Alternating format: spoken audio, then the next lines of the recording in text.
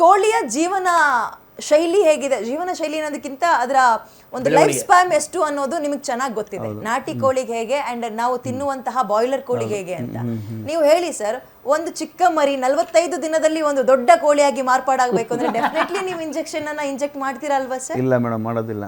ಹೇಗ್ ಬೆಳೆಯುತ್ತೆ 45 ದಿನಕ್ಕೆ? ಫುಡ್ ಕೂಡ ಫುಡ್ ಆ ಥರ ಇರ್ತದೆ. 12 ವರ್ಷ ಆಯಸ್ಸಿರುವಂತಹ ಕೋಳಿ ಪುಟಾಣಿ ಮರಿ ಇರೋದು 45 ದಿನಕ್ಕೆ ಇಷ್ಟು ದೊಡ್ಡ ಕೋಳಿಯಾಗಿ ಒಂದು 3 ರಿಂದ 4 kg ತೂಕ ಬೆಲೆ ಬಾಳುತ್ತೆ ಅಂದ್ರೆ ಹೇಗೆ ಸಾಧ್ಯ ಮೇಡಮ್? ಇದು ಬ್ರೀಡೇ ಆ ಥರ ಇದೆ. ಇದು ಮೊಟ್ಟೆ ಕೋಳಿನೇ ಬ್ರೀಡೇ ಬೇರೆ ಥರ ಇದೆ, ಇದೇ ಬ್ರೀಡ್ ಬೇರೆ ಥರ ಇದೆ. 45 ದಿನಕ್ಕೆ ಆಲ್ರೆಡಿ ಮಾರ್ಕೆಟಲ್ಲಿ ಸೇಲ್ ಆಗುತ್ತೆ. ಇದು ಹೆಂಗೆ ಅಂತಂದ್ರೆ ಒಳ್ಳೆ ಫುಡ್ ಕೊಡ್ತೀವಿ, ಒಳ್ಳೆ ಫುಡ್ ಕೊಟ್ಟಾಗ ಏನಾಗುತ್ತೆ ಗ್ರೋತ್ ಜಾಸ್ತಿ ಆಗ್ತದೆ.